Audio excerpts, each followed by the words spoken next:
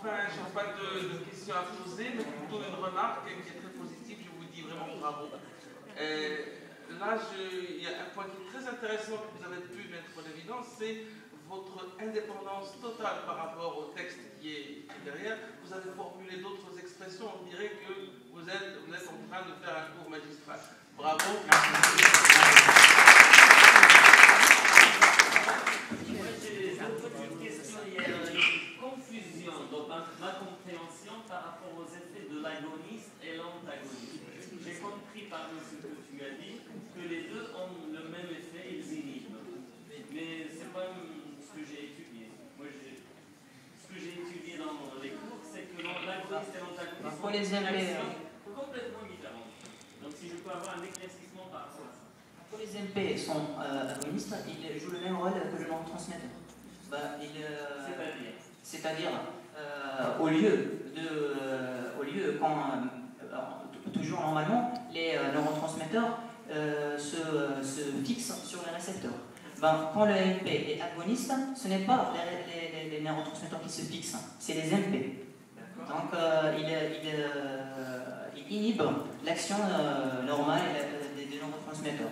Et s'il a un effet antagoniste, il bloque le récepteur aussi, des récepteurs au niveau de la membrane. Quelle est la différence entre inhiber et bloquer? Inhiber et bloquer. L'agoniste inhibe et l'antagoniste bloque. L'agoniste essaie de permettre la transmission du signal. Voilà, donc il ne va pas inhiber si tu dis qu'il transmet le signal. Oui, il aide le signal. Mais l'antagoniste, il bloque dans la partie postsynaptique du récepteur et sans qu'il y ait un transfert de récepteur. D'accord, on est d'accord. Alors, les MP vont reconnaître quel type de récepteur au niveau du cerveau? Parce que c'est là où on va dire est-ce qu'ils sont inhibiteurs ou activateurs ou bloqueurs. Quel type de neurotransmetteur? Des autorécepteurs, on est d'accord, mais quel type d'autorécepteur? Est-ce que vous avez une idée sur quel type de récepteur? Ils vont remplacer quel neurotransmetteur? Ils agissent sur quel système? Système de neurotransmission. Postsynaptique. Oui, mais quel type? Pas forcément que postsynaptique.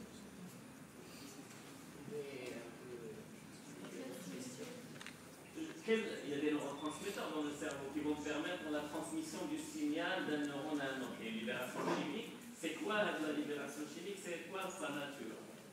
Est-ce que c'est du GABA, du glutamate ou du voilà. C'est plutôt les récepteurs dopaminergiques et particulièrement les récepteurs D2. Parce que les récepteurs D2, ils ont une action inhibitoare. Je rejoins la question du docteur. Premièrement, je vous félicite pour la clarté de l'exposé. Je pose une petite question concernant les récepteurs. Vous parlez de substances psychotropes, donc ce sont des médicaments. Comment se fait-il que les synapses de structure normale puissent avoir ces récepteurs de substances exogènes, comme les médicaments?